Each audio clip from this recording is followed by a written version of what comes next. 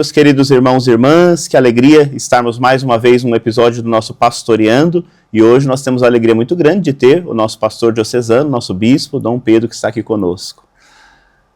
Tudo bem, vamos então hoje ter aqui uma conversa, cumprimento aqui o Padre Everton, que é o coordenador de pastoral, todos vocês que estão nos ouvindo. Vamos conversar então sobre a caminhada da igreja na América Latina, é isso, né, Padre Everton? Tá? Sim.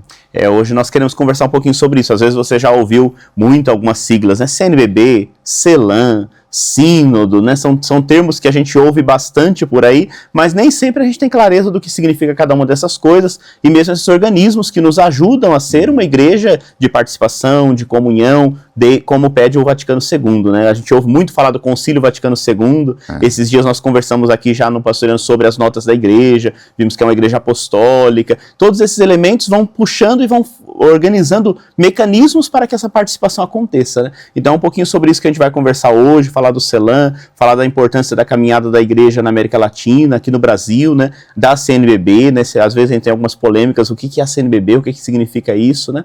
E também terminarmos um pouquinho o nosso encontro de hoje falando sobre o nosso plano de pastoral, que está aí em fase de construção, né? E o que significa, o que simboliza esse instrumento também na vida de uma diocese, né? Muito bem, é isso mesmo. Então, uma primeira coisa que nós devemos ter presente quando falamos desse assunto introduzido aqui pelo Padre Everton é por que todos esses organismos, qual o motivo de todos esses organismos eclesiais para articular a pastoral? Bom, a primeira coisa que nós devemos ter presente é que a evangelização ela não é feita sozinha, um por um, freelancer, eu vou fazer, o outro eu faço do meu jeito, eu faço. A igreja é uma comunidade evangelizadora. Não é um, não é outro, não é outro. Todos são enviados para evangelizar. Ela é uma igreja de discípulos, discípulas, missionários, missionárias. Porém, cada um evangeliza de acordo com o carisma que tem, o lugar que ocupa na comunidade. E a comunidade como um todo é evangelizadora, por isso ela precisa se organizar no seu conjunto para organizar. Jesus diz, ide pelo mundo, pregai o evangelho. Aí tinha os 12 apóstolos, os 72 discípulos, as mulheres que o acompanhavam, e vários grupos foram se formando. Depois os diáconos, instituídos lá pelos apóstolos, conforme os Atos dos Apóstolos. Todos esses grupos devem evangelizar, cada um dentro do seu carisma, porém, e aí entra o principal, devem evangelizar em conjunto, não um contra o outro, ou um fazendo coisa totalmente sem ligação com o outro. E é nesse sentido que se justifica na igreja hoje uma pastoral de conjunto, a existência de todos esses organismos que foram nomeados aqui pelo Padre Everton. É muito interessante isso, né? Hoje, quando a gente fala de igreja sinodal, de participação, parece que é uma invenção do momento, né? Mas é uma coisa que já tem suas raízes já desde o Vaticano II, na verdade, desde a origem da igreja, né? Desde a origem da igreja, né?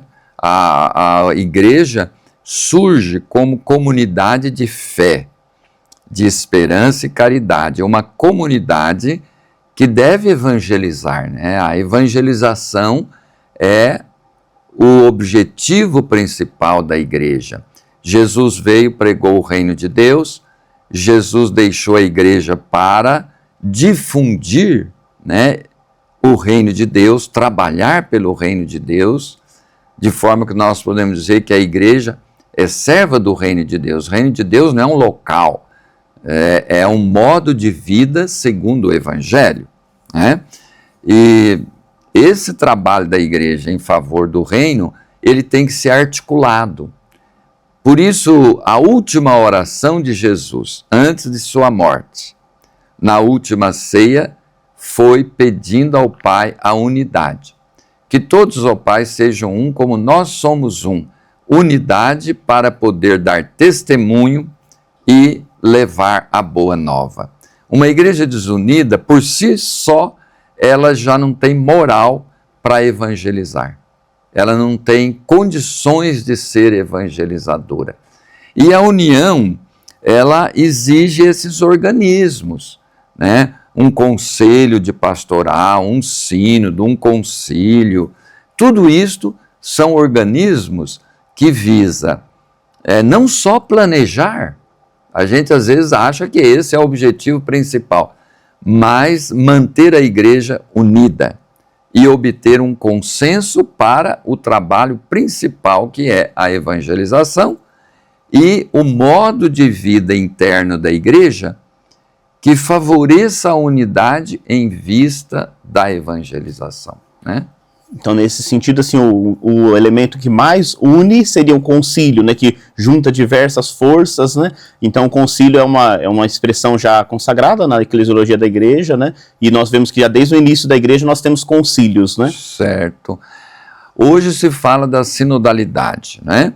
Mas não é algo novo, é algo desde o início da igreja a sinodalidade está presente.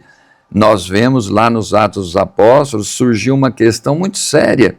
E como resolver? Foram convocados em Jerusalém as lideranças principais da igreja, Paulo, Pedro, os apóstolos, Tiago, para resolver essa questão. É chamado um pequeno concílio, né? O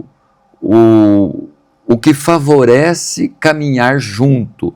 Sínodo quer dizer caminhar junto na evangelização e na vivência do ser igreja, caminhar junto. De forma que isso sempre foi na igreja não só uma necessidade, mas um modus operandi, um modo de agir, um modo de ser da igreja. Ela sendo comunhão e participação, exige esses organismos, né?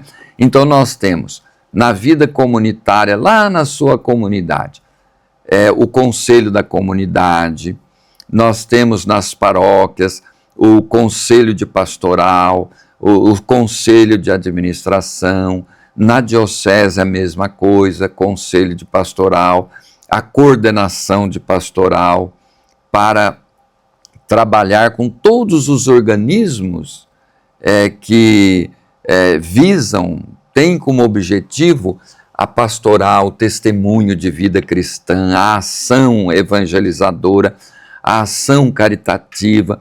Tudo isso deve ser articulado, não pode ser assim, cada um por si faz o que quiser. A igreja não resistiria a um comportamento desse, onde cada um faz do jeito que dá na cabeça, porque isso não é tradição bíblica, apostólica, algo assim do mundo, onde as pessoas lutam para conseguir fazer, mas como não estão unidas pela fé e a caridade, pouco conseguem. Nós vemos isso muito, as divisões na vida política, social, nas atividades econômicas. É muito difícil as pessoas se convencerem que a união faz a força. Agora, nós trabalhamos para agir unidos por causa da nossa fé. Para nós cristãos é uma questão de fé e não de estratégia somente, mas de fé. Um só Cristo, um só batismo, uma só fé, um só Senhor e uma só igreja com a sua pastoral unida.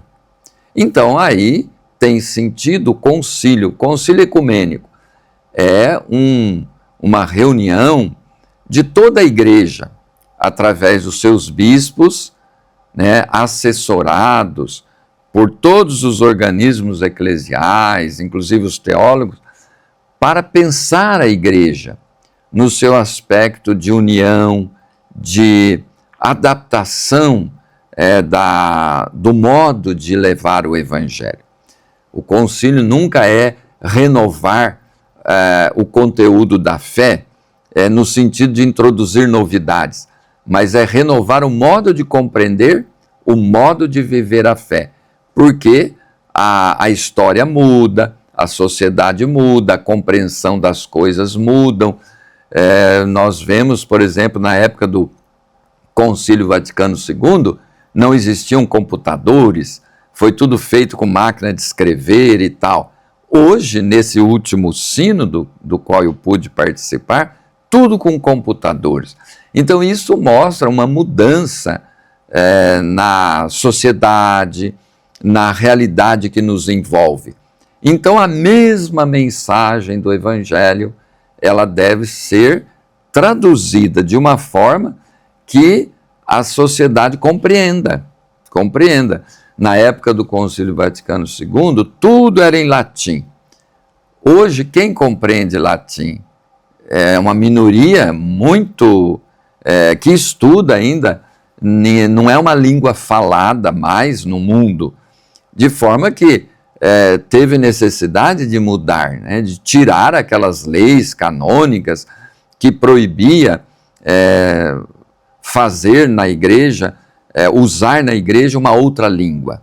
E foi permitido o uso da língua que se fala no dia a dia. Foi um grande passo isto, no sentido de favorecer, na nossa época, a evangelização.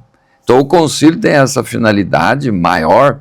Eu estou dando um exemplo, mas ele vai tratar da pastoral, da compreensão da fé, do modo de pregar. Uma grande mudança que o concílio fez, Concílio Vaticano II, que é o último concílio que nós tivemos, ao longo da história existiram muitos outros importantes, mas uma mudança que o concílio fez foi o modo de entender a autoridade, né?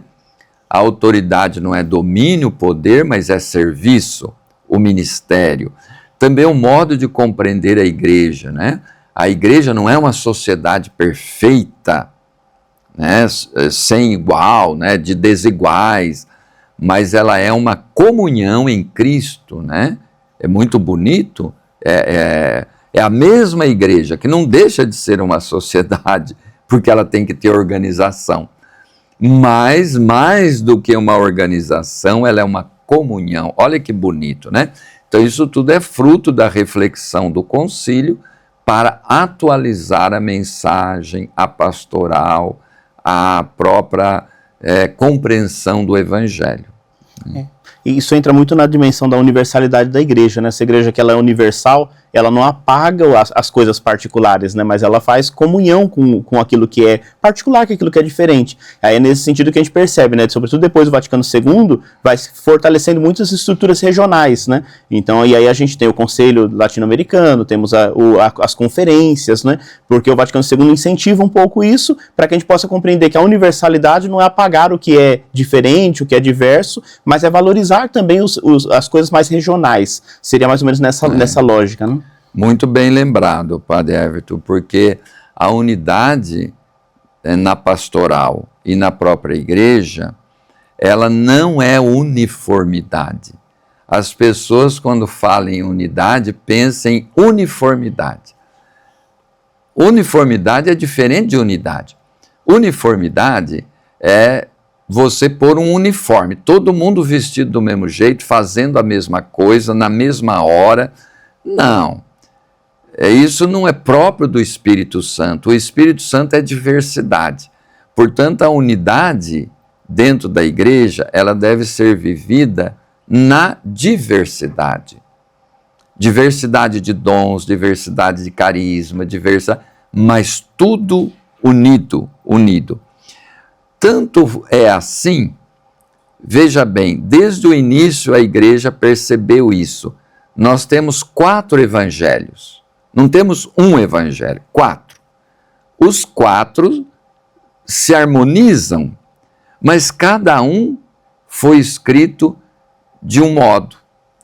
É o mesmo Cristo, o mesmo conteúdo, mas os 4 evangelhos representam 4 tradições diferentes da fé em Jesus que a igreja primitiva sintetizou e acolheu e sacralizou, né, vamos dizer assim, sacramentou. Então, A igreja, ela é unidade na diversidade. E é muito bom lembrar isso, porque a nossa época é uma época de muita fragilidade psicológica, onde quem pensa diferente de mim é meu inimigo. Não, nós podemos pensar diferente, ser amigos, tem muito mais coisa que nos une do que nos separam. E mesmo dentro da igreja hoje, tem pessoas que têm uma visão de unidade como uniformidade. E isto é contra o Espírito Santo, porque o próprio apóstolo Paulo, na carta aos Coríntios, capítulo 12, ele fala da diversidade dos dons do Espírito. E noutra carta ele fala da unidade que deve ter nesses dons, né? Como eu citei aqui, um só corpo, um só Cristo, uma só fé, mas os dons são múltiplos e diferentes. Por isso, manter a unidade da igreja é um dom que Deus dá para a sucessão apostólica. A tarefa dos apóstolos é manter a unidade da igreja, né? Lógico que é o Espírito Santo que mantém a unidade, mas Jesus deixou os apóstolos para serem aqueles que trabalham em primeiro lugar para manter a igreja unida, mas unida na diversidade. Por isso é um trabalho muito complexo, difícil, que exige muita abertura para acolher todos os dons que o Espírito dá. Nós não podemos dizer, olha, o Espírito Santo deu esse dom, mas aqui eu não quero esse dom. Não, os dons do Espírito têm que ter acolhida e também têm que ser apoiados e orientados, né?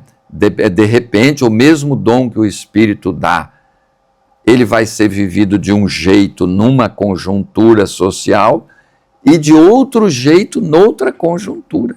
Mas é o mesmo dom, a diversidade, que dialoga com a diferença das circunstâncias, da história, dos locais, dos problemas, né? Então, tudo isso é maravilhoso, a unidade na diversidade. É um grande desafio nosso hoje na pastoral, na igreja. E aí é interessante porque é nesse sentido, claro, o bispo tem toda a sua responsabilidade na sua igreja local, né, mas ele não trabalha sozinho nesse sentido, né, então ele busca também a comunhão com os outros irmãos bispos, né, e aí é nesse sentido que vão se formando as conferências, que vão se formando esses conselhos para poder pensar juntos aquilo que é uma realidade comum, né. Então, e aí nesse sentido que surgiu o CELAM, né, então falar um pouquinho sobre esse termo, né, o CELAM, o que signifca, o que simboliza esse CELAM, né, o que compõe, quem compõe esse grupo do CELAM? É verdade, então é uma questão que às vezes nos passa despercebido, né? Quando eu era bispo de uma diocese do interior de São Paulo, o núncio foi lá visitar e eu falei para ele, né, que eu pretendia não ser transferido de diocese, porque eu penso como a igreja antiga, os bispos não eram transferidos. Eu falei para ele na época, né? Santo Agostinho nunca foi transferido, Santo Ambrósio, aqueles antigos não eram transferidos, ficava o tempo todo. Ele falou para mim, mas você não se esqueça que você é bispo da igreja toda, não é só desse local. Você é um bispo da igreja. Se precisar, precisou, estou aqui, está ótimo, mas para dizer que o bispo não é sozinho. Por exemplo, eu sou bispo dessa igreja, as outras não me interessam. Ele sempre é um bispo da igreja. E as igrejas particulares, as dioceses, não são mônadas separadas, elas estão interligadas. Todas as igrejas estão interligadas, formando uma só igreja. Uma igreja, uma diocese, ela é completa, mas ela está em comunhão com o Papa, mas também em comunhão com as outras igrejas particulares, né, as outras dioceses. Daí a necessidade do trabalho em conjunto, de ter essa visão de comunhão e de uma diocese trabalhar junto com a outra. Aí surge a província eclesiástica, as dioceses vizinhas trabalham juntas, dentro do possível. Mas tem também o Estado de São Paulo, por exemplo. Todas as dioceses do Estado de São Paulo formam um regional. Nós nos reunimos também, como Estado de São Paulo, as dioceses que estão aí dentro, para trabalhar junto dentro do possível, e todas as dioceses do Brasil também, formando a Conferência Episcopal, né, a CNBB, para tratar de muitos assuntos que dizem respeito a todas as dioceses. Ao invés de tratar, cada uma resolve de um jeito, a gente resolve junto e adapta aquela solução às necessidades e diversidade das dioceses. Isso é muito bonito, isso é muito eclesial. E então hoje eu vejo um combate muito grande à CNBB, mas é por parte de pessoas que não têm fé. Eu digo com a minha autoridade de bispo da igreja, não tem fé quem combate o esforço dos bispos para caminharem juntos e terem uma pastoral de conjunto. Ah, mas tem isso de errado, tem... Olha, quem não tem nenhuma dificuldade, erro ou equívoco, atire a primeira pedra, diz Jesus. Todo esforço humano é passível de ser melhorado.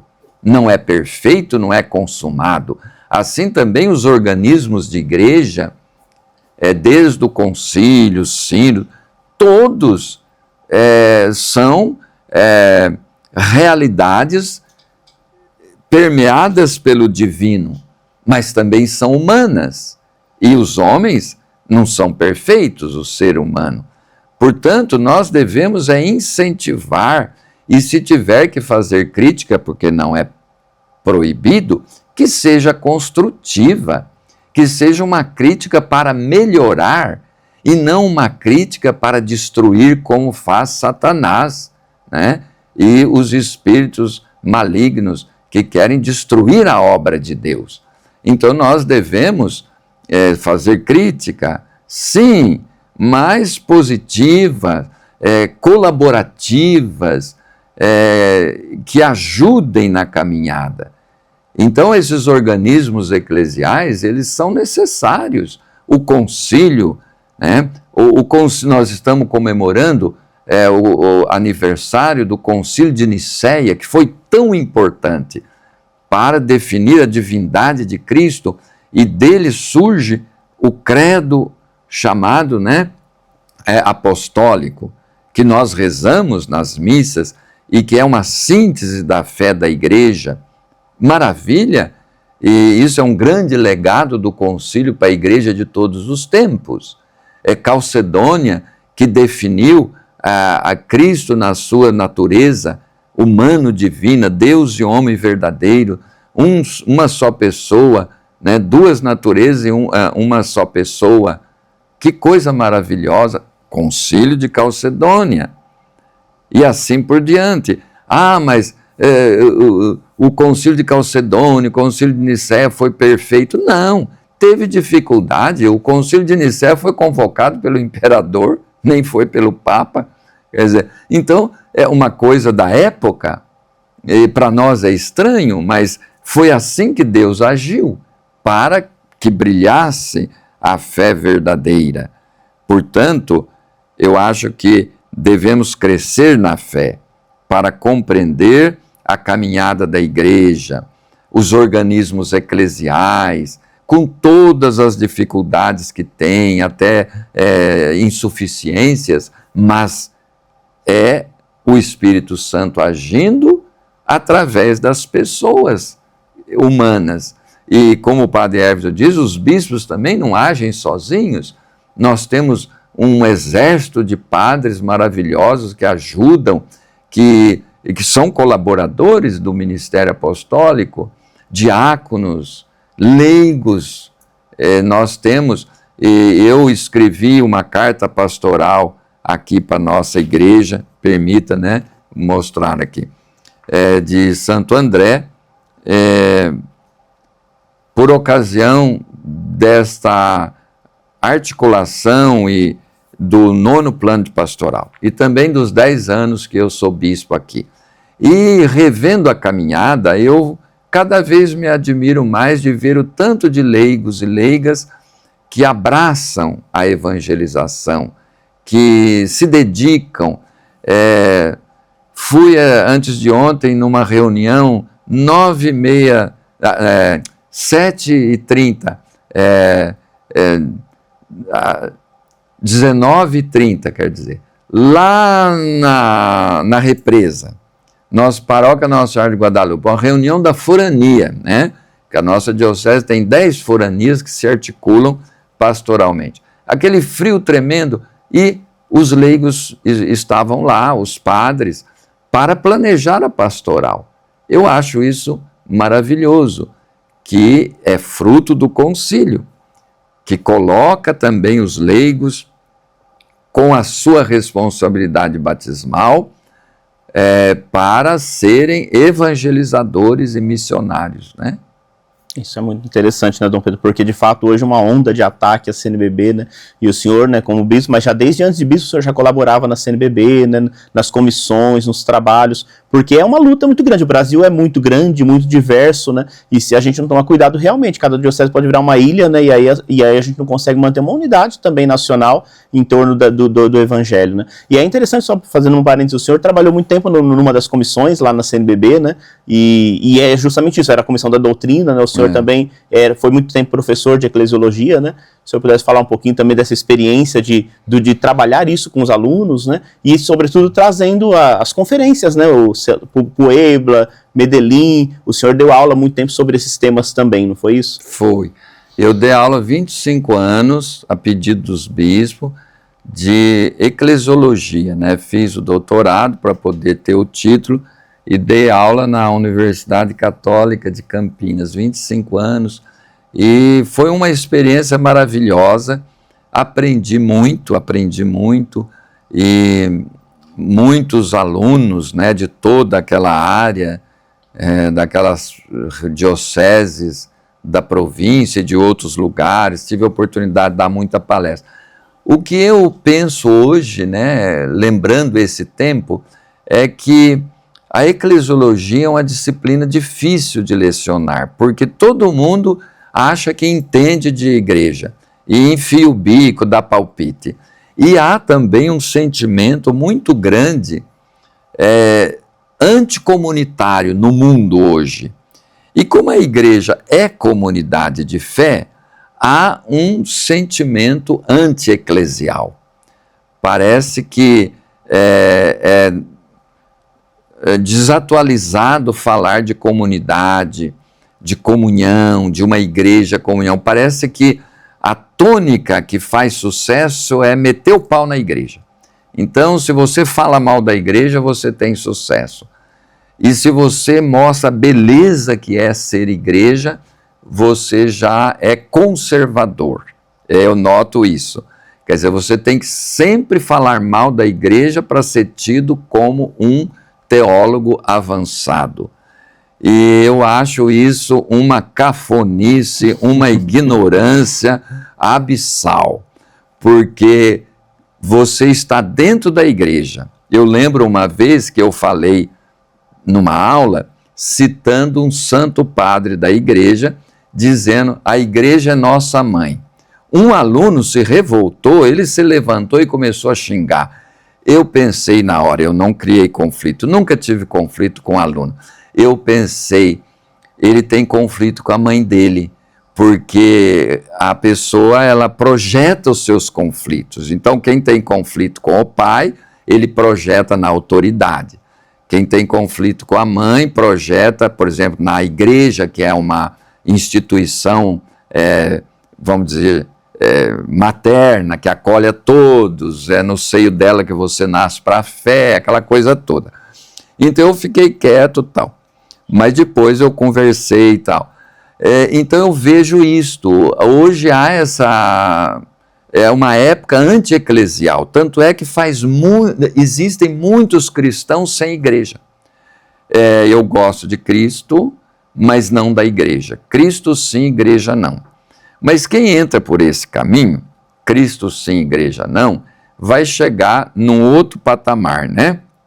Cristo também não, né? Deus sim, fica no deísmo. E um Deus que cada um interpreta do jeito que quer, não é o Deus da revelação bíblica. Porque o Deus da revelação bíblica, ele se manifesta em Jesus. Paulo diz, a Deus ninguém jamais o viu, mas Cristo é a imagem do Deus vivo. E Jesus é a cabeça do corpo que é a igreja. Cristo, reino de Deus e igreja são inseparáveis, né? Não tem Cristo sem reino. Cristo pregou o reino, né? Você não pode separar. Eu gosto da mensagem de Cristo, não gosto dele. Bom, se você gosta da mensagem dele em favor, que é o reino de Deus, você tem que gostar dele, porque ele é a concretização do reino. E se você gosta do reino e de Cristo, você tem que gostar da igreja. Porque a fé em Cristo, ela é eclesial. Quem deu testemunho de Cristo foi a igreja. Se não fosse a igreja, Jesus hoje já teria sido esquecido, né? E quem tem autoridade hoje para dizer quem é Jesus Cristo? É a igreja. A igreja que escreveu os 4 evangelhos, é ela que pode dizer quem realmente é Jesus. Então, como que você vai fazer sucesso como professor dizendo mal da igreja? Isso é um absurdo, é um mero ganha-pão, né? Você tem o magistério como ganha-pão e não como uma ajuda para iluminar e fazer crescer na compreensão do mistério através da razão, porque a teologia é um diálogo entre fé e razão, como deve ser. Então, eu acho que eu lembro da época da conferência de Puebla. Puebla foi uma conferência eclesiológica. Ela se fixou muito na definição do trabalho da igreja, da evangelização, nas comunidades menores, pequenas, né? Medellín, ele colocou a igreja na linha de uma evangelização que contemple a promoção humana. De fato, não há uma evangelização verdadeira sem a promoção humana, do ser humano, porque Jesus diz, eu vim para que todos tenham vida e vida plenamente. Como você vai pregar o evangelho e desconhecer o drama daquele para quem você prega? Então, Medellín colocou a igreja na linha de uma evangelização libertadora, da liberdade do reino de Deus, onde todos têm que ter a dignidade de filhos, como diz o Pai Nosso, pão nosso, perdão nosso, etc. E depois Puebla vai dizer da vida comunitária, as pequenas comunidades, a comunhão, né, e a participação, né, e uma libertação integral, não só social, mas em todos os níveis, né? Jesus veio para salvar e colocar o homem no nível da liberdade para a qual ele foi criado.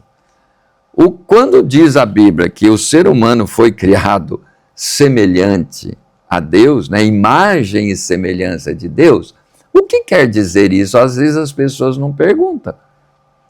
Deus tem nariz, tem olho, tem... Não. A nossa semelhança com Deus, ela está radicada na nossa capacidade de sermos livres. Deus nos criou com essa capacidade de ser livre, de escolher. Por quê? Porque só quem é livre pode amar. E nós fomos criados para o amor. De forma que quando fala de uma evangelização libertadora, nós temos que ter isso no horizonte, o amor e a capacidade para o amor, que é a liberdade interior, a liberdade, né? Então, Puebla, Medellín colocou bases muito sólidas de uma reflexão pastoral, né, teológico-pastoral na América Latina. E a Conferência de Aparecida, em 2007, da qual o Papa Francisco participou, ele era cardeal, foi o relator do texto. Ela fez uma grande síntese de todas essas conferências e caminhadas da igreja na América Latina, né?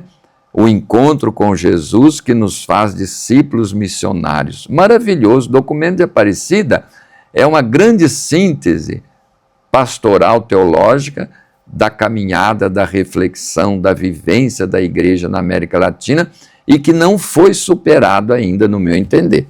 Tanto é que o Papa Francisco, quando falaram, olha, o tempo de vigência da Conferência Aparecida já se esgotou, ele falou, não vamos fazer outra.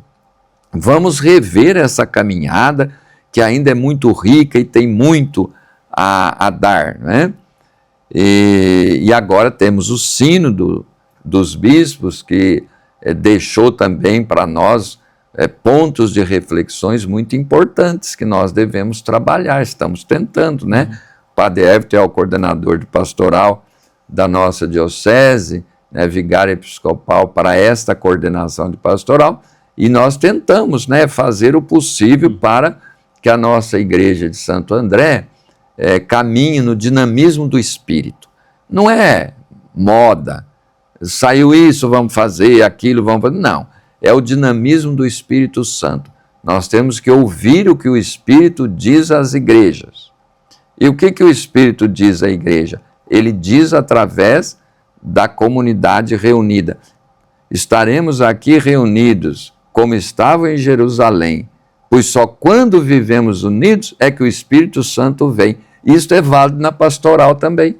Quando tem uma assembleia pastoral, o Espírito Santo se manifesta. Nós tivemos o nosso sínodo diocesano, da Diocese de Santo André. Eu participei o tempo todo, foi o primeiro sínodo dessa diocese, e nós invocamos muito o Espírito Santo. E eu creio firmemente, viu, que o Espírito Santo falou. A nossa Constituição Sinodal, nosso 8º plano, que traçou aqueles 2 trilhos para que o trem da pastoral diocesana caminhasse, né? Acolhida e missão. Quantas coisas nós realizamos com a graça de Deus a partir desta ideia de acolhida e de missão. Eu acho que a nossa igreja de Santo André, depois desse sínodo, ela adquiriu um rosto mais próprio, definido e firme na caminhada pastoral. Com todos os percalços, dificuldades, teve a Covid e etc. Mas tudo, aliás, o fato de termos tido o nosso sínodo ajudou a superar essa Covid.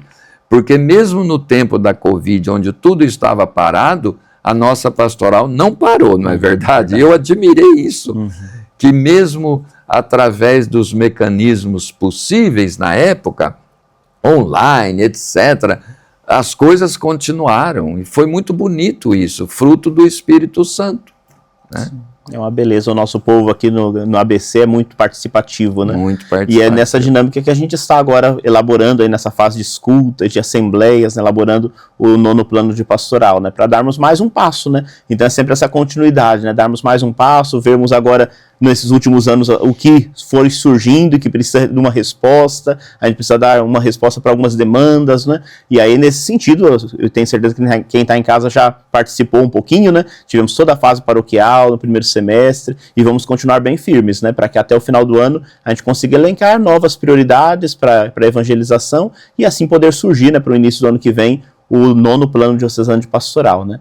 Sim, eu li todo o material, né, o subsídio dessas assembleias da forania, que tem lá uma síntese dessa carta pastoral, que aliás não sei quem fez, mas foi muito bem feita. Depois tem o resumo de todas as sugestões do clero, né, do nosso clero, e tem também uma síntese do documento final do sínodo, e também o resultado das assembleias paroquiais.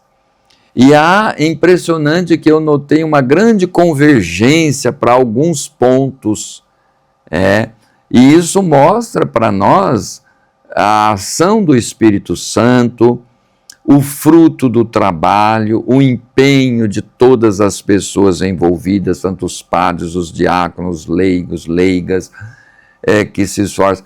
E toda a caminhada da nossa igreja, uma caminhada muito densa, às vezes até um pouco carregada de muitas atividades, mas há convergência. E isto é que nós devemos captar com muita abertura, sem manipular, sem direcionar por motivos esse ou outro, e Deus me livre de ideologia, porque a ideologia, tanto no ensino da teologia, como na prática pastoral, é uma desgraça, né? O evangelho é anti-ideológico.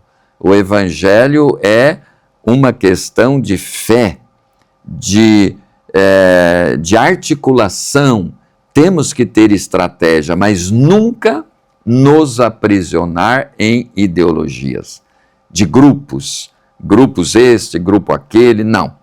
E a igreja, ela também na pastoral, ela tem que ter a liberdade do espírito. Então agora, nesse estágio que nós estamos da programação do 9º plano, é um estágio de escuta atenta, de oração, discernimento. Um discernimento que deve ser feito com muita honestidade, muita clarividência, inteligência, né? Mas vai ser um discernimento do qual surge o plano, o 9º plano, que não deve ser algo muito complicado, ter algumas coordenadas básicas que facilite a compreensão, como foi, por exemplo, o 8º plano, com essa questão da acolhida e missão. Nós trabalhamos, fizemos muitas coisas, e agora vamos aguardar, né, esse 9º plano, que também vai ser fruto de tudo isto que nós estamos conversando. Inclusive, temos aqui na diocese muita formação para leigos, como é pedido, aliás. Então, essas formações que explicitam melhor o que são os concílios, o CELAN, o Conselho Episcopal Latino-Americano, que pensa a igreja na América Latina e oferece sua ajuda, e a CNBB, etc. Então, tudo isso daí aparece no momento de uma igreja elaborar um novo plano que visa, sobretudo, a unidade na pastoral, uma unidade na diversidade, lógico. Aí aparece toda esta gama de instâncias eclesiais que ajudaram na reflexão, na articulação, na caminhada, né? E mesmo a diocese, dentro da diocese, nós temos o conselho de pastoral, tem conselhos de presbítero. Nós podemos dizer com toda a modéstia, somos uma igreja sinodal. Tem conselho de presbítero, conselho econômico, diocesano, depois conselho de pastoral na diocese, na forania, nas paróquias. Muita gente reclama, mas é muita reunião, muita reunião. Mas se nós queremos participação, tem que ter reunião. Mas podemos fazer tudo virtual. Não, nem tudo. A igreja não é uma igreja virtual, é uma igreja presencial. Sempre foi, e sempre será. A sua presença é insubstituível para celebrar a Eucaristia. Como que nós vamos fazer uma Eucaristia sem ser presencial? Como que você vai comungar? e etc. Então, a igreja é um evento presencial, é uma Kaal Yavé, como dizia lá no Antigo Testamento, lá no Monte Sinai, né? Aliás, a palavra igreja, eclesia, é a tradução grega de Kaal, assembleia, reunião, encontro daqueles que procuram Deus e que o encontraram em Jesus Cristo, que disse, onde 2 ou mais estão reunidos em meu nome, eu estou no meio deles. De forma que a igreja vai exigir sempre essa presença. Essas reuniões são inevitáveis. O que elas precisam, já falei, né? É nós aprendermos a fazermos reuniões melhores e de forma mais eficiente, né? Horário para começar, horário para terminar, começo, meio, fim, assunto, não ficar agregando assunto, porque às vezes a gente faz uma pauta e no meio da reunião surge o dobro de assunto que vão entrando e ninguém tem coragem de dizer, não, isso não está na pauta, fica para a próxima. Então temos que nos disciplinar para que não deixe de ter essas reuniões, mas que elas sejam mais eficientes possíveis e produtivas. E não, um fala uma coisa, o outro abre a boca, fala a mesma coisa, o outro abre a boca, fala a mesma coisa que os outros 2 já falaram, só aí já se perdeu 10 minutos.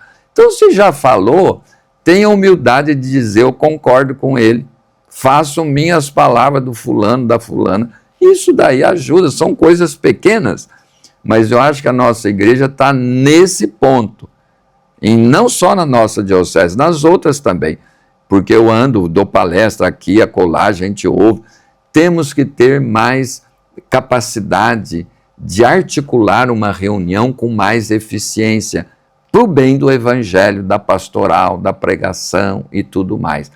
Mas com isso daí, o fato de se encontrar para planejar a pastoral é pedagógico, faz parte do ser igreja. Jesus, durante 3 anos, ele encontrou os 12 apóstolos, noite e dia, preparando-os para a missão. 3 anos. E olha que quase que não ajudou muito, porque se não fosse o Espírito Santo vir, mas o Espírito Santo veio e reativou tudo que Jesus plantou, né? O Espírito recorda o que Jesus disse, né? Ele falou para os apóstolos no dia da ascensão, né? Enviarei o Espírito e ele vos instruirá sobre tudo. Então, é necessário, os organismos de pastorais são necessários e nós devemos nos acostumar e não ficar reclamando, reunião de novo, não sei o que lá, mas nós somos uma reunião, a igreja é uma reunião, a assembleia convocada permanentemente. Tem assembleia que você é convocado, você junta e depois cada um vai para a sua casa. A igreja é uma assembleia permanente, né? Durante o tempo do mundo, da existência do mundo, ela está convocada. Nós vemos isso claramente no livro do Apocalipse. O livro do Apocalipse é maravilhoso para a nossa época. Ele mostra, é uma grande assembleia litúrgica, o livro do Apocalipse. A assembleia está reunida em torno do Cordeiro imolado, ressuscitado, vitorioso. Abre o selo e o Cordeiro vai destrinchando tudo diante da assembleia. Então a assembleia canta, tem muitos hinos no livro do Apocalipse. A assembleia ela é interrompida de tempo em tempo por cânticos. E é uma imagem da igreja, convocada permanentemente para louvor de Deus, agindo na história, sob a direção do Cordeiro vitorioso, né? Que é manso e imolado, mas é ele que desenrola o livro e manda ver, né? E no fim, vence. Então, nós temos que ter essa visão de fé para aderir à pastoral da igreja. Que, aliás, o nosso trabalho pastoral não é de funcionários. Trabalho do bispo, do padre, do leigo, não é. Quem quer se dedicar a Jesus tem que ser missionário. Jesus não quer funcionário, ele não precisa de funcionário. Aliás, ele fez muita gente desistir de ser funcionário. Mateus foi um. Ele passou e falou, larga de ser funcionário, veio após mim. E ele foi. Imagina para a cabeça dele que todo dia batia o ponto, andava com Jesus, não tinha horário para comer, não tinha horário. Eu acho que ele ficou meio pirado. Mas ele enfrentou, né? Então, que nós possamos caminhar com essa visão ampla de que a missão exige de nós que nós tenhamos essa disponibilidade. Que bom. Que gostoso a gente conversar sobre esses assuntos, né?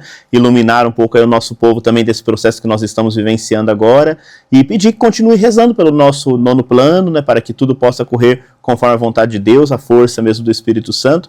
Agradecer muito, né? O senhor já agradeceu, mas também faço minhas palavras, agradecer o clero, os leigos que fizeram suas assembleias, né? 106 paróquias e todas conseguiram fazer, né? Também é um fato assim, muito bonito de comunhão, de participação, né? E pedir que continuem mesmo rezando para que a gente possa continuar esse trabalho, né? Já no momento final aqui do nosso encontro, peço que o senhor dê uma palavrinha final para a gente, né? E depois também possa nos dar a sua bênção para que a gente possa continuar firme nessa caminhada pastoral. Então, eu também agradeço o trabalho de todos, o empenho de todos, principalmente da coordenação de pastoral, né, o nosso centro pastoral, que é coordenado pelo padre Everton, e que tem feito a articulação, nada fácil, né, de todo esse processo, para que o nosso nono plano não venha de cima para baixo, mas nasça do chão da nossa igreja, trazendo a colaboração de todos. E eu mesmo também dei minha colaboração através dessa carta e através de toda a minha presença, incentivo, estando. Eu quero só lembrar algo que eu escrevi aqui nessa carta, uma coisa que eu penso que pode passar a ajudar muito a nossa pastoral, é resgatar a dimensão contemplativa da vida, a espiritualidade, para ver a realidade de um modo novo. Eu penso que uma altura dessa dos nossos trabalhos eclesiais é necessário ter uma profundidade maior, uma espiritualidade que sustente o trabalho pastoral. A nossa época, eu vejo, é como uma ventania grande, e se nós não tivermos raízes, a gente vai embora. A árvore, quando não tem raiz, durante a ventania ela é carregada, né? E de forma que essas raízes profundas, que não nos deixam desanimar, desistir ou voar pelos ares, né? É a espiritualidade, mas uma espiritualidade bíblica. Não espiritualidade, eu sou da espiritualidade do fulano, do beltrano, do São fulano, do São ciclano. A verdadeira espiritualidade de todos os santos da igreja, ela é uma espiritualidade bíblica, fundada na palavra de Deus. São João da Cruz, que é o doutor místico da igreja, uma autoridade incontestável em termos de espiritualidade, toda a sua obra é fundada na palavra de Deus. As citações bíblicas deles são enormes.